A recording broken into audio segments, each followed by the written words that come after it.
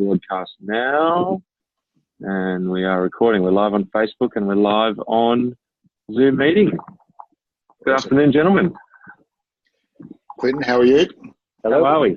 Very, very, very well indeed. Very well indeed. How are you, Jeff? Is that a live background behind you, or is that just like is that a painting? It's a little painting that I prepared earlier. This is a live background. I'm actually on holidays at the moment, Trent. So I'm dialing in halfway through the holidays. I needed a holiday after Xerocon. Fair enough. Fair enough. Demonstrating the power of the cloud. Yeah, 100%. And where else better to do it than the birthplace of Xero? Lucky you. Absolutely. Here in New Zealand, I'm in Wanaka at the moment. So yeah, just try and ignore the background and we'll get on with the webinar. Good, great. All right, let's go for it.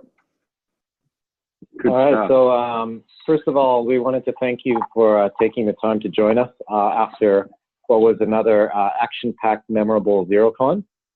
And we thought that we started to do these Cloudcasts as a way to provide, I guess, a voice to our partners. We've got a growing partner database now, and we thought, how many times do we catch up at Xerocon and have these colleague-to-colleague meetings and discussions, and it's those type of interactions that we think are really what people want to hear.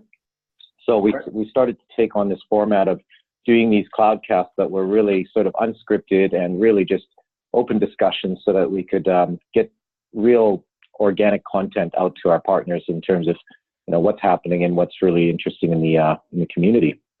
So thank you again. And I guess to kick off, I thought we might start just to give a little bit of background for our existing partners as to maybe that first meeting, if you want to recall back to when you came to our office here, Trent, here at SMB Consultants, back when Chris Ridd was the MD of Xero. And we ran you through sort of that integrated cloud demo, and just to sort of look back at where we've come from to where we're at today in terms of app advisory and the Cloud Integrator channel. Geez, a lot's changed in that time, hasn't it? So first of all, thanks for having me on the show. It's actually it's exciting, and actually I love doing these live format things. So thank you. Yeah, I'm thinking back, Jeff. I think that was what 2013. Yeah, I think that's right. 2013. Yeah. Yeah, 5 years ago. It seems like a lot longer than that. But look, I remember sitting down with you, and I think Chris and I were both blown away by what you were doing. And I think at that time it kind of really resonated that you were taking a number of different apps, bringing them together and providing a solution to your customers, predominantly around retail. But it really struck us straight away that there's a lot of accountants and bookkeepers and small businesses working out there, and they were taking on more and more apps, and we were very much encouraging that because there's so much innovation coming through these apps. But a couple of them, even though technically they were quite easy to bolt together, they didn't necessarily bring them together from a business process perspective, and then didn't necessarily have the support mechanisms that went around the outside of that. Because you're really taking them on a journey of implementation, a journey of change, and a journey of support. And that became pretty evident that there was a gap in the market to do that. And it was fun to mention, I think, looking at your business model, we suddenly realized what a great idea that is. And was it you or Chris that came up with the term Cloud Integrator, or was it me? I can't even remember now, but we came up with the term, and it made sense. You can claim it, mate, I think. Yeah, you can claim it. Definitely. I think it was I'm not sure it was me, but my background before this was ex-Microsoft, and we always had system integrators there. And I kind of thought we'd got to a world where you didn't need system integrators, but then it became really evident to me that we actually needed them, but there was a new generation of them coming through, offering a different type of service. And I think you guys obviously do hardware as well, but there was a real gap in the market.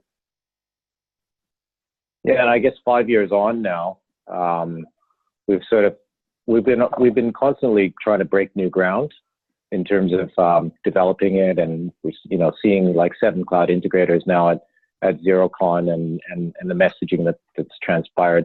It's been quite an evolution for us. So where do you think that's headed?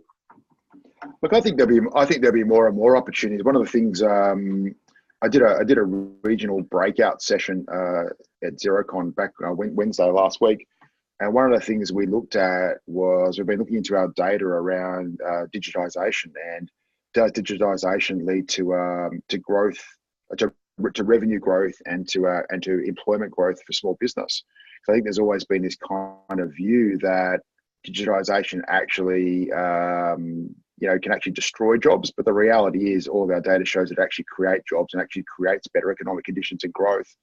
But what we did through that research was actually had a really good deep dive into our apps, and the two big apps that small businesses are using the most at the moment are accounting and invoicing. They're the two big categories. Payroll comes in third, but we're starting to see rapid growth now, and the next one's below that. So, as people get their digital system of record in place and become more and more digitized, we're starting to see that the adoption of these apps is really starting to rise. So, to answer your question, I think what we're going to see is a big rise in cloud integration services over the next little while now, as more and more small businesses become digitized. Yeah, and so one of the big common themes at this year's Xerocon was around artificial intelligence, machine learning, and we're entering this fourth industrial revolution. Yeah. And I think that if we look back at the previous industrial revolutions where robots sort of replaced people in the production line, I think the big fear that people have is that AI will replace us as humans, but I think humans will evolve. We'll evolve into creating new jobs and new skill sets. And as many times as AI was mentioned through Xerocon, the word human was also mentioned. So what's your sort of comment on that?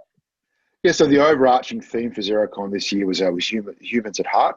So and that's something that Steve Vamos, as our new CEO, really brings to the business. Is very much a people person, and one of his lines, which I'm paraphrasing, is along the lines of, technology doesn't disrupt, humans disrupt, and that's always been the case. So if you look through all of the industrial revolutions that we've been through over time, humans actually morph and change their role. So part of the role might change, but we create new opportunities off the back of that as well. And I mentioned just before some of the research we've been doing, but we know that the more apps and the more digital small businesses are, they actually are growing faster, and they're hiring more people than those that don't.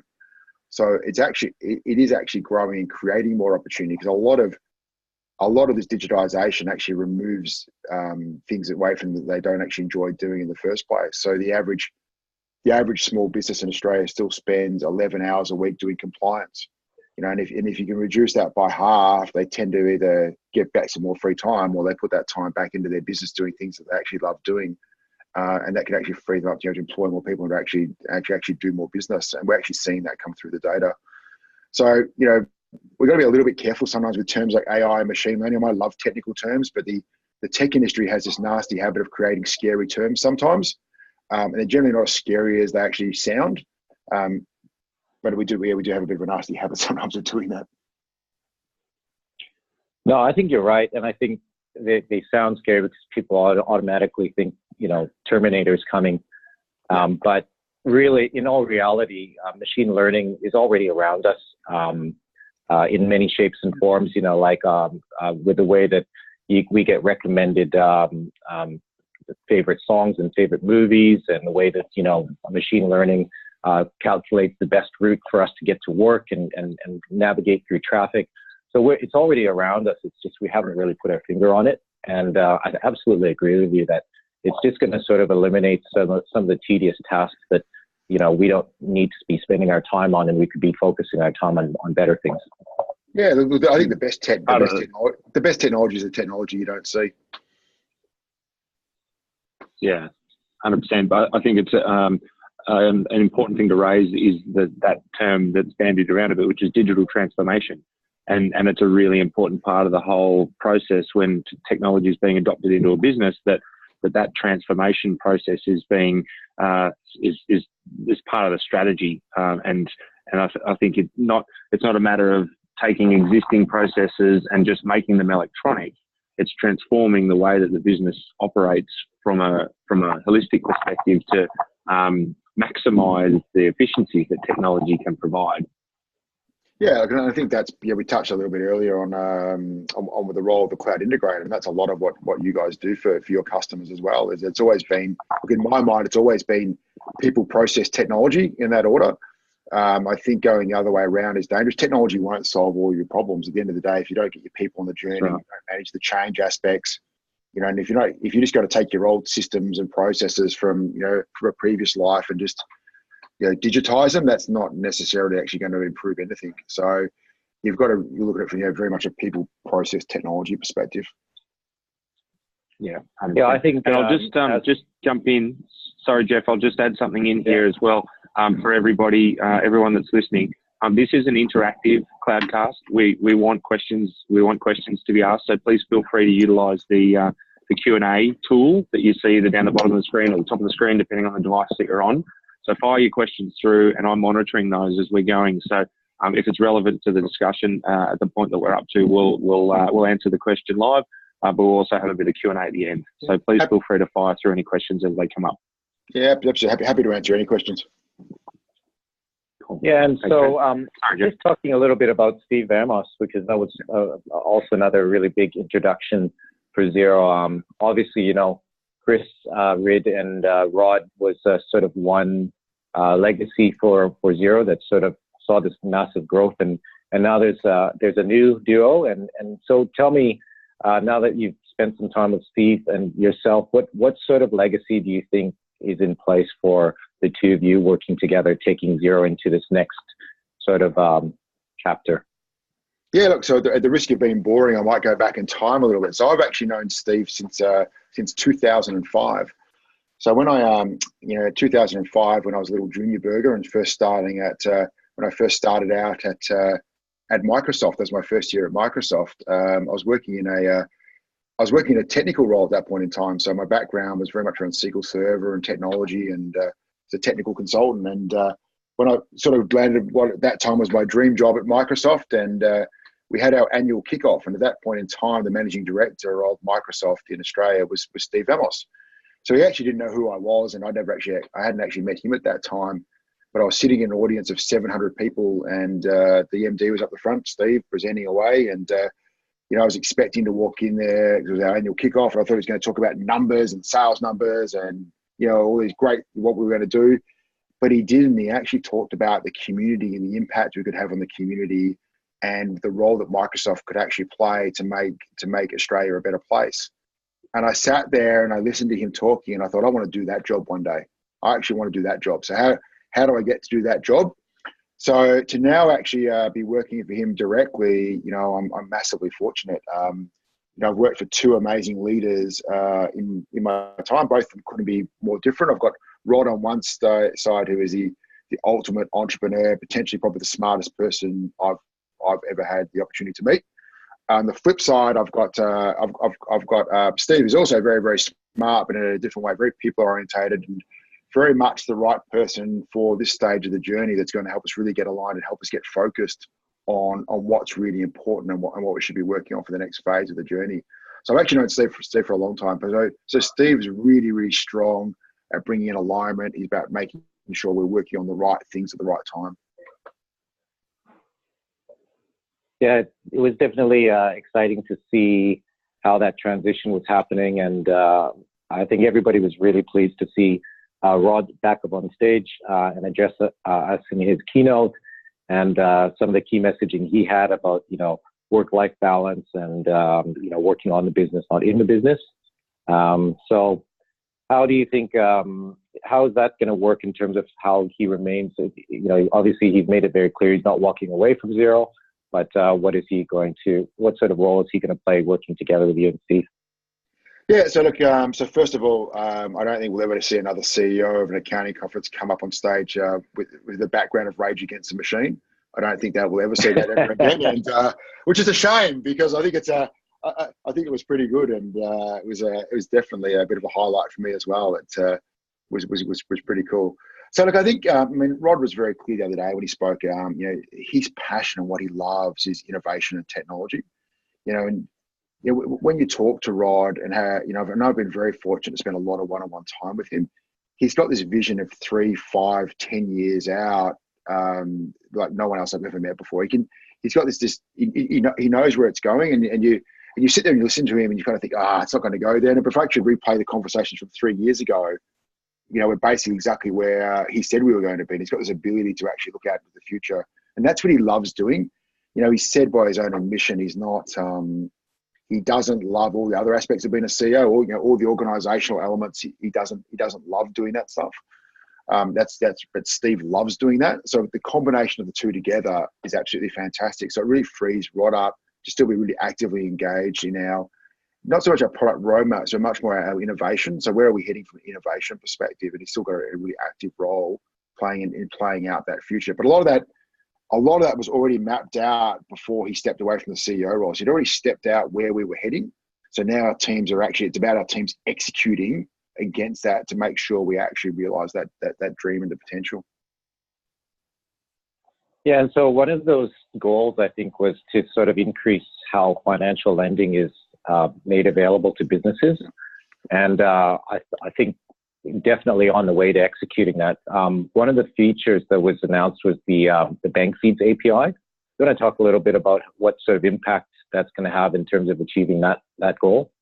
Yeah, so look, part of that from a global perspective is actually allowing, about getting financial institutions to connect and allow their feeds to flow into Xero more quickly and easily than before. So before, we pretty much had to do a custom build almost each time. So it actually took quite a bit of time to actually do that in conjunction with the financial institution.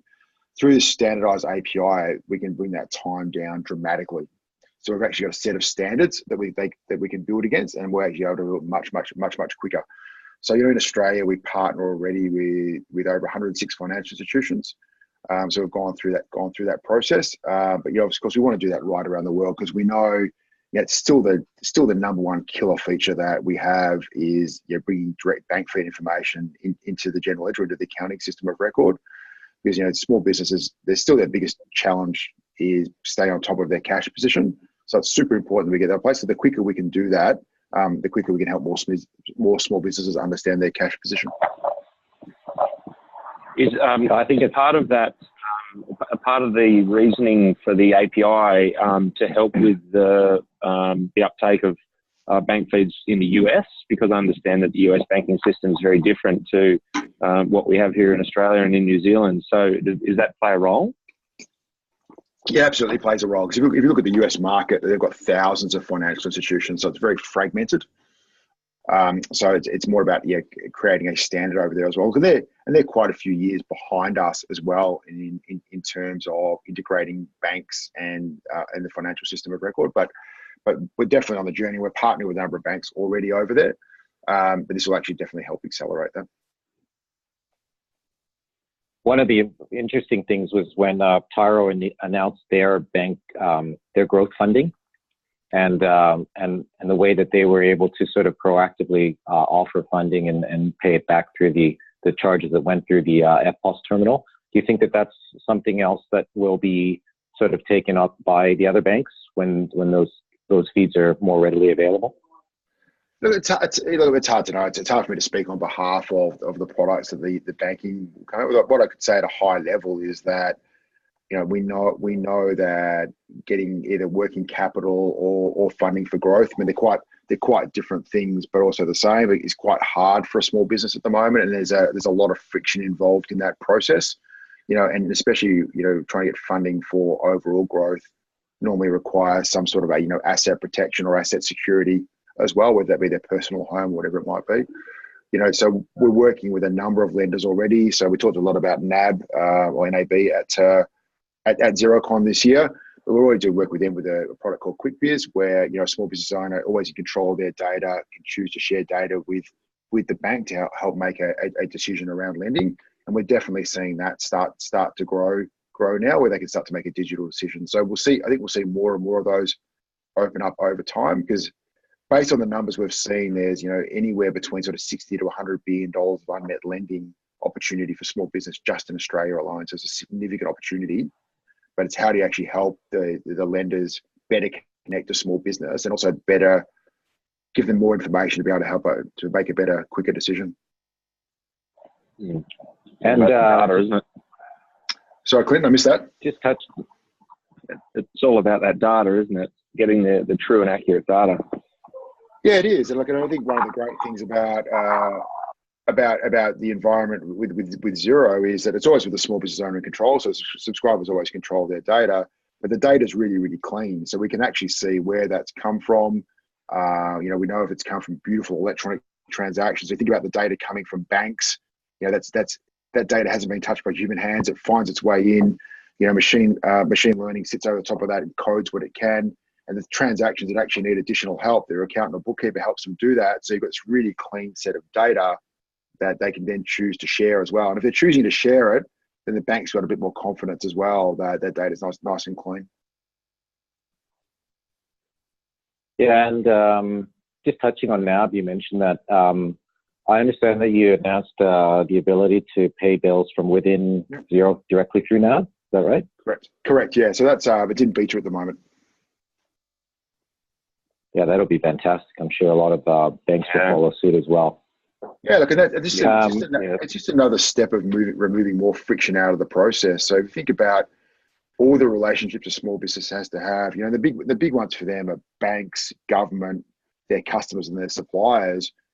In between all of those is a layer of friction that needs to be, generally the friction involves you taking information from one system, putting it into a particular format and then passing it to another system.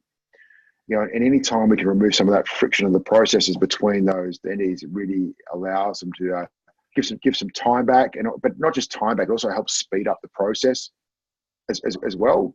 So that's really what it's all about. And even from a payments perspective, you look at, we're still creating ABA files, which are fundamentally these text files, and then uploading into another system. So if we could pass it directly through, which is what this does it more quickly, it does it more securely, because we're doing it at an API layer. And also, so the risk of fraud or anything as well, really starts to get eliminated as well. So it's pretty cool. So in that same category is one-touch payroll, the passing of the legislation for one-touch payroll. What sort of impact that'll have? You mean single-touch payroll? Yeah, single-touch payroll. Yeah, single-touch payroll. Yeah, so single-touch payroll is a really interesting one, isn't it? It's obviously it's been mandated for any employee with 20 employees or higher, and and anyone on Xero now with 20 employees or more can opt in to use single touch payroll. But I think single touch payroll to me is probably the biggest change we've seen since GST. So back when GST came in '99, people really changed their business processes. And almost really force them to think about having a digital system of record, or a system of record at that stage. Not so much digital at that point. But if you look now, probably over the last sort of 10 years, small businesses have gone digital if they've wanted to. So it's kind of been a nice to have scenario. Whereas as we're heading down the path now of single touch payroll, if they do bring the legislation in all the way down to, any business that employs someone, which is, looks like it's where they're heading, but still subject to final legislation, it will effectively mean that every small business or every business in Australia, in fact, will actually have to be on a digital system of record. So it's going to go from a nice to have to a have to have. And then once that digital system of records on board, then we can actually start looking at all the other digital services that can come around the outside of that. So my view is we're actually not far from tipping point. I think, it's the next sort of 12 to 18 months is going to be really interesting. Yeah, I think there'll be a lot of businesses that will sort of maybe resist initially because they're just used to doing it a particular way. But as legislation passes, then I think that definitely helps push businesses past that tipping point where you get mass adoption. Yeah, look, as far as I'm aware, there is no way to manually lodge the data for STP, so there won't be any forms created. So if you employ someone and you pay them, you're going to have to be on single touch payroll. You actually won't have a choice. So it's an interesting time, but yeah, it does actually make sense. But once again, we talked before about people, process, and tools. You've got to take people on that change journey, and that's going to be the big challenge over the next sort of 12 to 18 months. There's a comment or a question here from Kim in Darwin. Sorry, Jeff, I've got a little bit of an audio delay on my side, so I apologise if I talk over anybody. But we've got a comment or a question here from Kim in Darwin. mentioning that also payday filing is coming in New Zealand from next April. It is, correct. Correct. So, sorry, go on. Yeah, look, and that's just another example we're seeing of government digitising more and more services. So we've got Australia doing it, New Zealand's doing it, Singapore government's doing it. You look at the UK's down the Making Tax Digital path. You know, I think we'll see more and more of that. Probably the biggest disruptor to the way we traditionally do things is definitely going to be government over the next little while. You know, that if anything, big business and government has probably been lagging behind small business and consumers in the adoption of technology. So historically, if you go back 10 years, big business and government was ahead of the curve, you know, because there was cost barriers and the access to technologies wasn't there. Whereas you look at small business now and consumers, they've actually accelerated rapidly past where government and big business is at. But they're now I think we're on a collision course where all those four are going to collide in a good way. Maybe collision is not the right word, but we're all going to, we're going to get to the same point in the not so distant future. And when we get there, then you'll see mass adoption and acceleration of the market. And that will really remove a whole lot of friction out of the processes, which should be pretty cool. There's a question here from Johnny around anti-money laundering. Is there a roadmap or product in development for anti-money laundering compliance for New Zealand? A place to verify users with real people like Real Me, etc. I don't know whether you've got the info on that one. I don't actually have the info on that. Look, I know that I don't know anything particular on that, unfortunately, but happy to take that one offline. If you can give me the details afterwards, yep. Clint, I'm happy to go away and have a look at that. Yeah, for sure. I think around that, one of the things I saw at Xerocon this year was quite a rise in number of payment provider options that was available, and seeing that we are getting to this tipping point where cash is going to be pretty much obsolete, and businesses in Australia have definitely embraced the fact that technology is making it easier for people to pay electronically, and they're actually phasing out cash. So we're starting to see this real rise in payment options, both online and offline, and I think that getting all of the payments in a digital form helps the whole argument against accurate data. Yeah, there's another massive benefit as well, Jeffrey. I've got two teenage daughters, and now that I don't carry cash around anymore, I'm much richer than I used to be. Yeah, very good. Not richer. Sling us a 20, Dad. Yeah, rich is not the right term, but I don't know. I used to. Even this morning, my daughter was asking, "Oh, can I have $5 or $10?" Oh, sorry, I don't have any cash anymore. So it's actually worked out quite well. It's a bit of a hidden gem for parents of teenagers. There's a new product called Zinja, and it allows you. It's almost like a prepaid top-up card, but they allow you to top it up by your mobile phone, so you can sort of manage and control the spending. But it does allow you to top it up by your mobile, so they're getting around that too. Yeah, I'm not sure I'll talk about that.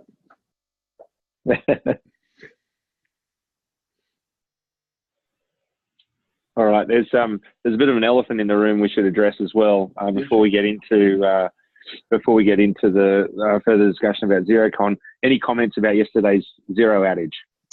Yeah, so look, that was first of all, we want to deeply apologise for that, and it was very unfortunate to have an unplanned outage. Yeah, we're still investigating into it, and we will release some more information about it at the moment. So I don't want to comment too deeply at the moment, but I just want to really say we are really apologetic about it. Of course you never want that to happen. We don't want to disrupt our customers' businesses at all, and it is unfortunate. But yeah, we will release more information as it becomes available. We tried to keep everyone as up to date as we could yesterday through status updates, which I think we did reasonably well. But of course, it's still not acceptable. I think to that point though, like if you think back to the server days where how much offline time we had sort of individually where systems weren't updated or files wouldn't import in, and there's lots of downtime. Cloud, when it does go down, I mean, sort of, there is a bit of peace of mind to know that people are aware of it. Like the escalation process is far more streamlined now than it was before, because, you didn't have to troubleshoot this unique instance of this desktop in this one business. People, while it's not acceptable, and you try to mitigate and minimize that downtime, when it does happen, that the problem has already been reported, and you can have access to the status page, and where it's at, and that people are actually looking at it, so that the problems are consistent across the board. Yeah, look, we had large teams of people working on it yesterday, of course, straight away, and there was so they were doing everything they could to get it back up online as quickly as they could, and unfortunately, it took longer than we would have liked. But definitely, look, I do agree with that. But I talked a little bit. The talk I did at Xerocon this year was about the 1% is everything, and our uptimes are always in the 99 point something percent.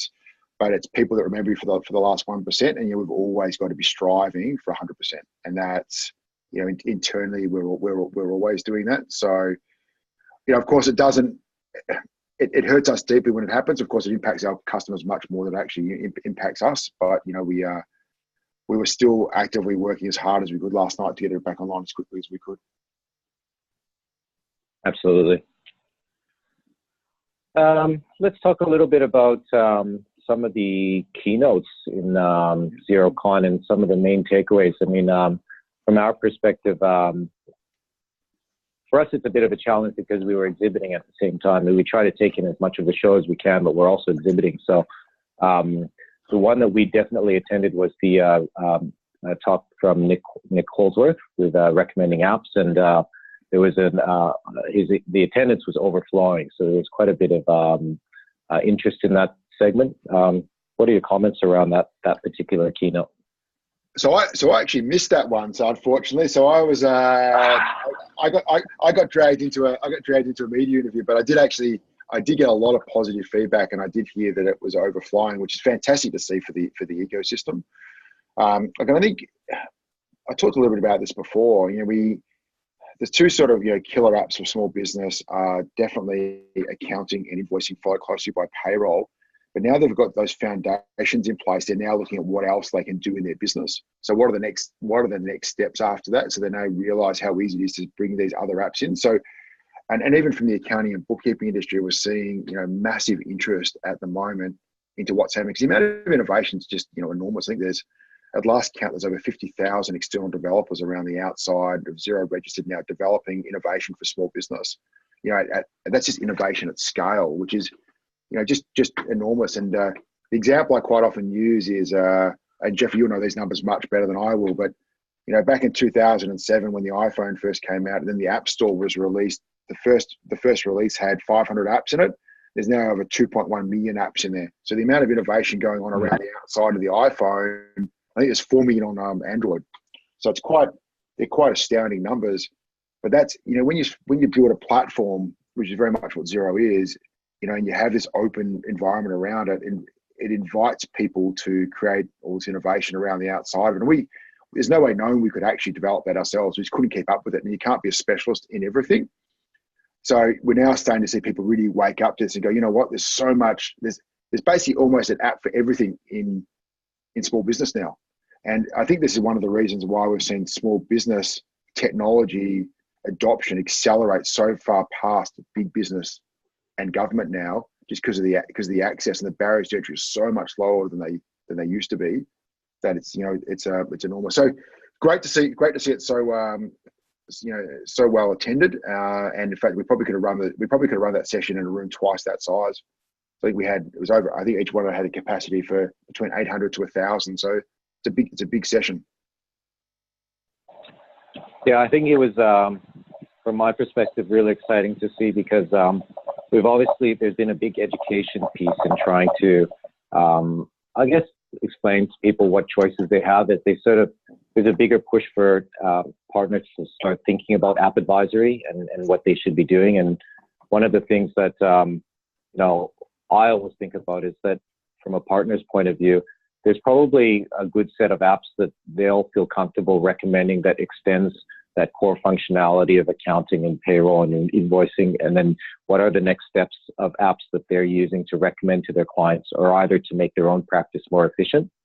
But there will always be sort of a limit to the footprint as to how far they take their app advisory. Everyone will have a limit. They can't possibly recommend 700 apps out there. No, we can't. And so, no, completely agree. And that's partly, and we can deal part with that digitally online.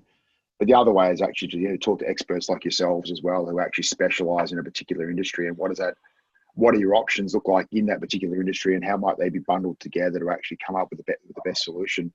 I mean, I think every small business you go to, apart from having a digital system of record, being accounting, they almost always seem to have some sort of front end system that does something as well. And I always get amazed by, I always seem to find a system I've never heard of before. So I think the opportunity out there is still enormous for people to actually, once they've got their core systems in place, they'll start replacing these other ones. And a lot of these ones cost them a fortune as well. So they're quite historical. They're out of date now. They're relying on server-based technology. But I think we'll see a mass change in that over the next little while as well. I was blown away by the amount of interest in the app advisory for the different industries. So I was in the trades and construction app advisory session, and that was overflowing. And there was a lineup of people to get into the session to hear the discussion. And I know the retail discussion was the same. So I'm stoked that there's so much interest in it. But I think it also highlights just how much, how much the education is required for this kind of stuff. Yeah, I was thinking back to our roadshow in October 2014. We were which we all did together. We were ahead of our time. Yeah, definitely. But that being said, one of the takeaways at Xerocon is I'm always overwhelmed with how many first-time Xerocon attendees there are there, because sometimes we fall into this trap of we're so immersed in it and we use this language and sort of freely, the word cloud integrator, and there's still a lot of people that don't really know that term and what it is we do. I mean, it doesn't really exist in a lot of your other Xero markets, or it's starting to emerge. So it was really good to see all of the educational content that Xero have put together. The team, like with Brian and Elliot, they put out the app advisory playbook and the Xero U course. And I think that really helps lay down a foundation to educating people in terms of, what's available out there. Because, 2 years ago, 3 years ago, people didn't even know that recommending a cloud integrator was a thing. They sort of got down this rabbit hole of their clients coming to them with problems and then them having to do their own research and trying to source all of these apps independently, either through Facebook groups or, through marketplaces. And I think that the information in the courses that Xero have put out is really helping to educate people that there's choices out there. Good. I mean, that's always, 100%. It's always nice to know we're doing stuff that's useful. I mean, that's always the intent. And there's always a balance, though, isn't there? I mean, these events, I haven't got the exact numbers yet, but based on the hands I saw the other day, I think probably about 40% of the people at Xerocon were first timers this year. But it's always finding that balance between content that's still relevant to people that have been on the journey for a while and those that have just starting the journey, and how do you actually how do you get that balance right? I think overall our team doing an amazing job at doing that. But we're always open to suggestions as well. But otherwise, we could do it as well. Our philosophy is very much one of education. So it's definitely not one of sales. It's actually it's very much around education. We think taking people on education journey is the right way to go. Yeah, 100%. There's a question here from Laura around the content that was in those deep dive sessions. So was the content covered in the deep dive sessions similar to what we have in the app playbooks? I was unable to attend. I was really interested and excited by what I learned in the recommending the right apps for your client session. So yes, I think the answer to that one is yes. It is quite similar to what was in the app, what is in the app playbooks. Explained the 3 levels of app advisory and went into a bit of detail on each of the different levels and the options that are available. I guess the purpose of those sessions was to plant a seed for everybody to get you thinking about where do you want to go, where do you want to take your practice, do you want to become a level 1, level 2, or level 3 app advisor? And I think that it tied in with the information that was in the app playbooks. But I think it's a good starting point to start doing a bit further investigation. Yeah, agreed. Do you want to jump to the other question there by Joe? Hi, Joe. Yep, absolutely. So Joe's asked, are we going to learn anything about becoming a cloud integrator or the Xero Cloud Integrator Advisor course? So Joe, I don't know whether you were in on the deep dive sessions or the launch of the Xero U cloud integrated course. Oh, my watch is talking to me. Too much technology. The Xero U, the release of the Xero U. I've got horses in the background making horse noises. Goodness gracious. I think you might have to take over this one, Jeff. Yeah, so I think the Xero U course is a good segue for people to sort of understand what it is that they need to be aware of to get started with App Advisory, and what are some of the choices that they can go down. And I think that's really like the first step for people to decide, well, what is it that they want to become experts at? One of the great keynotes that I went to was Ben Stiles. He had the one on, what was his keynote? Connectivity and advisory. And he really focused a lot on some of the apps that accountants and bookkeepers would need to basically turbocharge their business, and to be able to, again, either find apps that would make it more, make their practice more efficient, which would in turn result in better data and a better service to their clients, or recommending apps that would help the business improve, either with around accounts payables or payments, or, how do I get paid? How much money do I owe? I think that was really, really useful. Good. I think it's kind of a good segue in terms of talking a little bit about what we're doing with our partner program.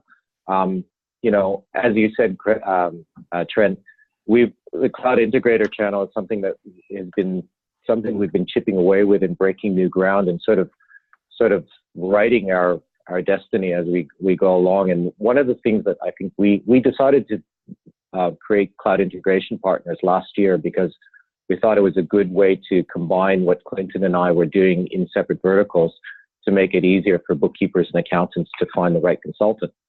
But what we learned from last year to this year is that people really understood what we did, but it was really difficult for them to understand how to take the next step. Like, what do I do? Like, how do I actually transition to becoming an advisor?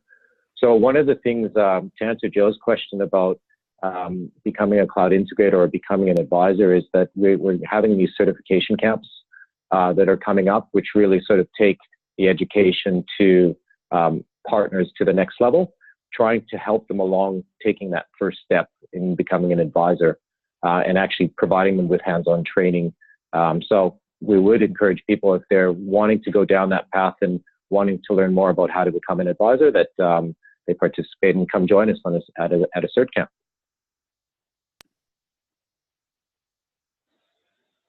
Absolutely. Sorry, I'll just jump in there. And Joe's mentioned cool, where and when. We'll send out some follow-up emails with some information about those, Joe. You can find it on our website, as well on the Cloudintegration.Partners website.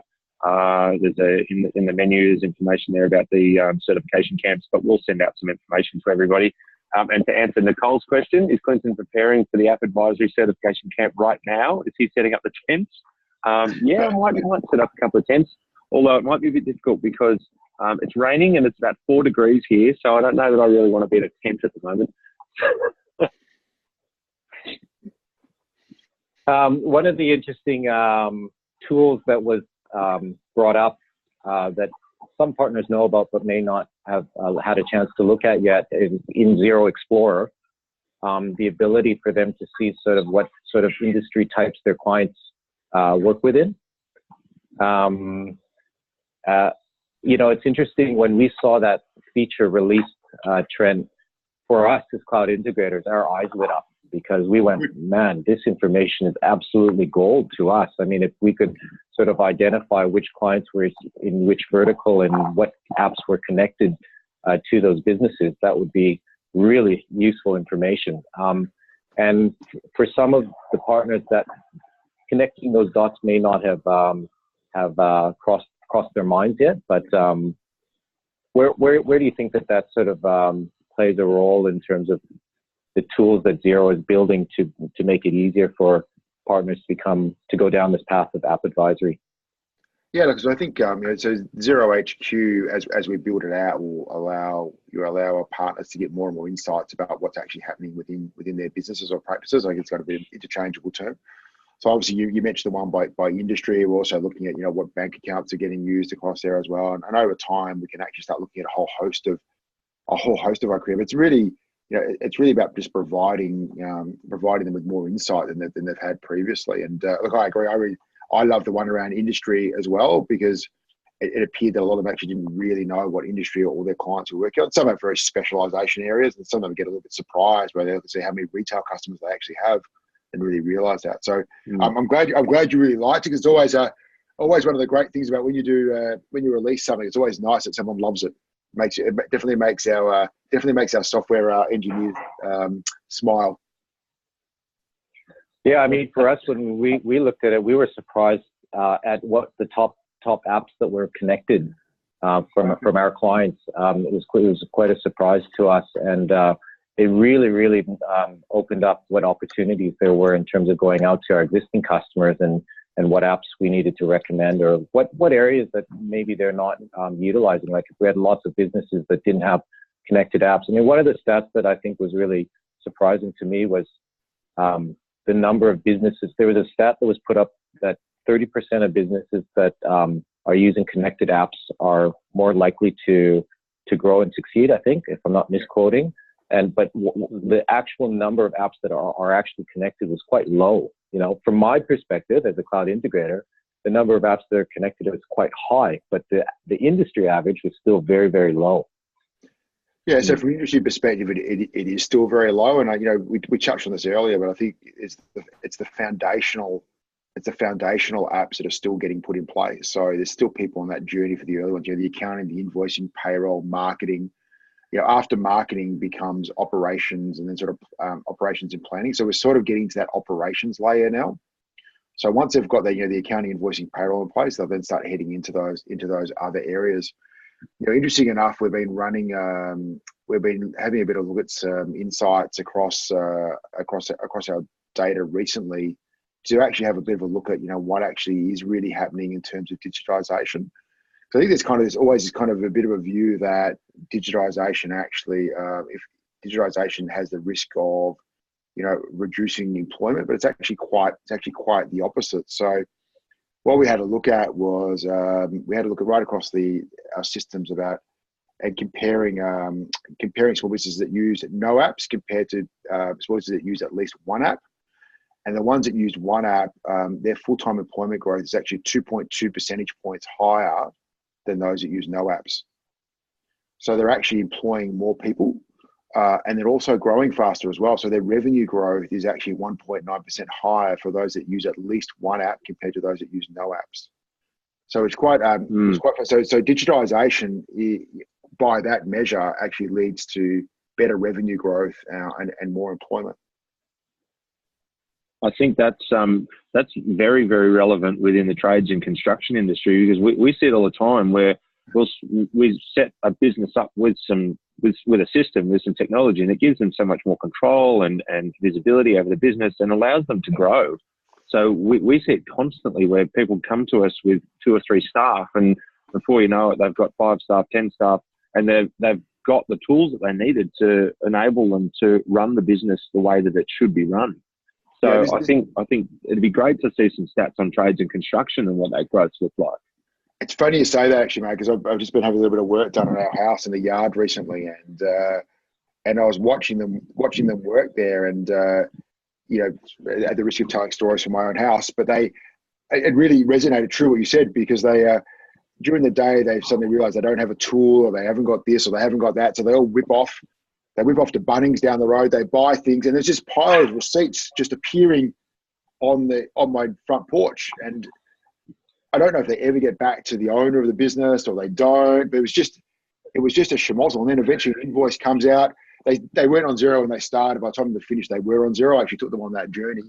But they still had a lot more to do around there. It was actually their processes around that actually was really lacking. It wasn't just getting them on an accounting system, a piece of it, but they just didn't have the mindset or the process. So I'm sure they're missing a whole lot of things because they just don't know how to do it.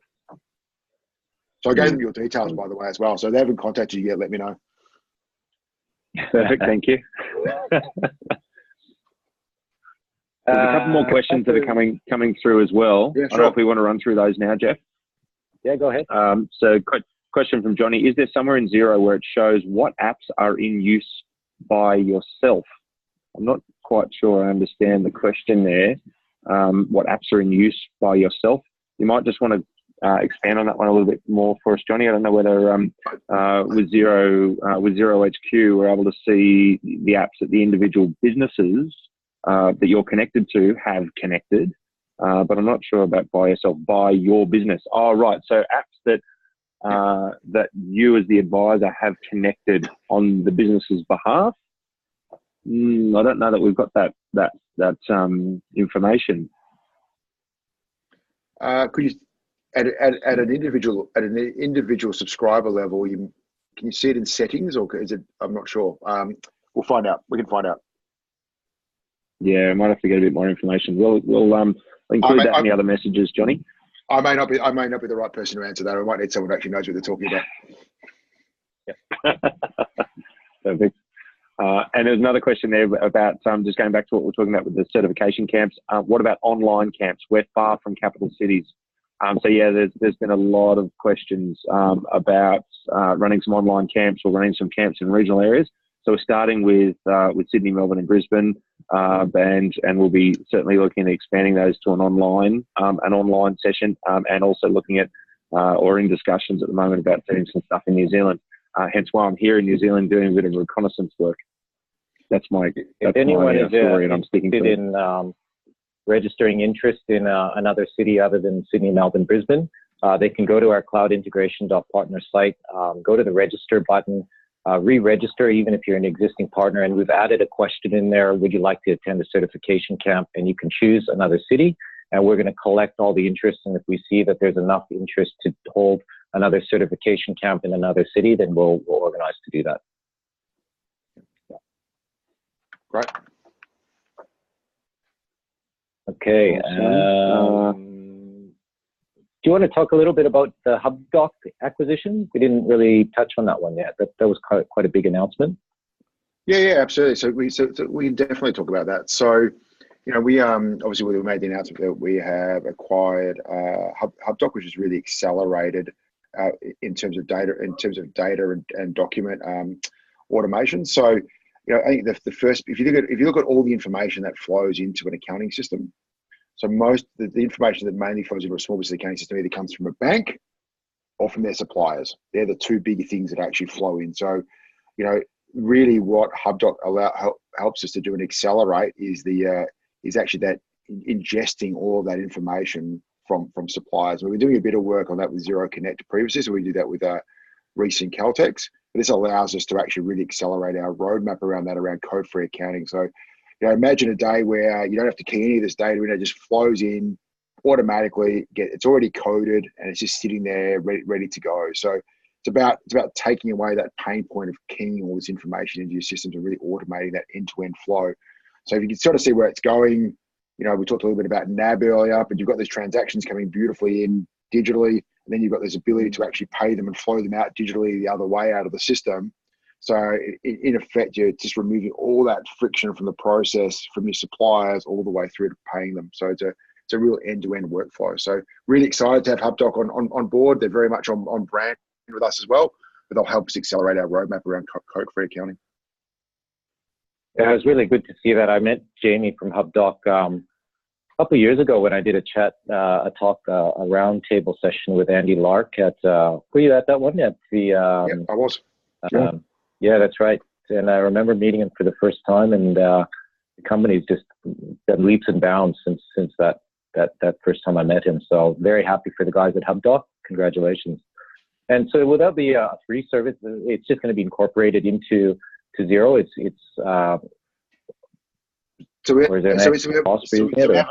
We haven't really announced it. So at the moment they're running quite independently for us. We own them, but they're running quite independently at the moment. Okay. Good. Johnny's raised a question. What's the difference between HubDoc and Xero work papers? They're very different solutions. So Web Papers is very much designed for you to, of course, manage all of your clients' information at end of year, whereas HubDoc's all about ingesting digital records. So it's quite they're very different purposes. Yeah. All right, so we're getting close to the end here. Yeah. There's a couple more questions. There's one that's relevant, which I think Joy from SMB Consultants mentioned to me, Jeff, which was the spreadsheet upload for employees into payroll. When's that going to be available? Off the top of my head, I don't know. I mean, you can actually ask our support people to do it for you now, so they will actually load it for you. I don't have an exact date for that, but happy to once again find out. So if I get the list of the questions after this and the names, I will find out when that's likely to be released. Happy to do that. Yeah, perfect. Cool. And any others there? There's a couple of other questions. Yeah, there are a couple of other questions. We might answer those offline. There's one about Xero projects. Is Xero projects going to be able to pick up labour hours and on costs from payroll anytime soon? So it's something which smaller contractors can use rather than going to something more sophisticated. I don't know if you've got the answers on that one, Trent. So I can't give you exact dates, but I know it's definitely on our roadmap as we start to build out the project's capability over time. So like any SaaS product, you get out a product, you're always iterating on it. So we're always developing on top of that. It's definitely on the roadmap. Yeah, I can't give you an exact time, unfortunately. The product people get very upset if I keep to dates. Rule number one: software is never quote on dates. No, because if you're not actually deeply involved in it, actually sounds really, really easy, but it's not as easy as it sounds. Yeah. And there's one other here from Fraser Barry's mentioned about blockchain technology. Blockchain technology was discussed at Xerocon. Is there any vision for Xero to utilise this technology in the future for a single ledger amongst businesses? So look, we definitely talk about it. And look, we're not developing anything at the moment that I'm aware of, but we are definitely talking about it, and we're definitely keeping an eye on it about where it's heading. But look, I mean, a digital system of record would kind of make sense over time, but I'm not at this stage. Cool. Alrighty. Well, that's all our questions. There was one other comment from Kim up in Darwin around cashless payments. Cashless payments are a challenge for telcos in Australia's remote north, but the NBN's coming. We hear that story all the time. Northern Territory Government is funding a $10 million fibre optic cable to the Tiwi Islands, just north of Darwin. Also, Telstra spent $35 million on a cable to Nullarbor. I hope I pronounced that properly. Wet season plays havoc with microwave links. So that's we've done a bit of work with ag businesses and with trades that are in regional areas, and connectivity is such a important thing with all of these cloud-based solutions. So it's great to see that there's a bit of work being done, or a lot of work being done on the infrastructure to make sure that the whole country, not just the capital cities, are able to benefit from all of the efficiencies that the technology brings. Yes, so look, the last stats I saw is that 99% of small businesses in Australia now have access to broadband. Only 2/3 of those are high-speed broadband, so I need to preface that. So we've still got some way to go in sort of high speed. Look, and it's a thing we talk about quite often, and we are lagging behind some other areas. I mean, you're in New Zealand right now. New Zealand, every time I go there, their internet is at completely different level of speed than ours, and we need to catch up. So I'm always whenever I get an opportunity, I'm always lobbying government to work out to try and really put pressure on it, because we've just got to get to world class internet speeds. Yeah, absolutely. All right. Well, we're bang on time. So that's all the questions we've gone through. Any closing comments, Jeff?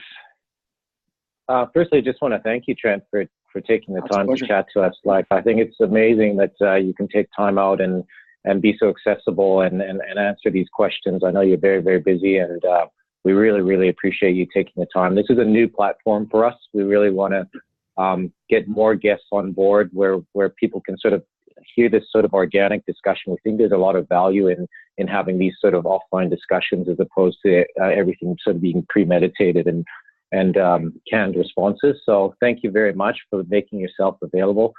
We've got obviously our certification camps coming up. First one starting in Melbourne in October.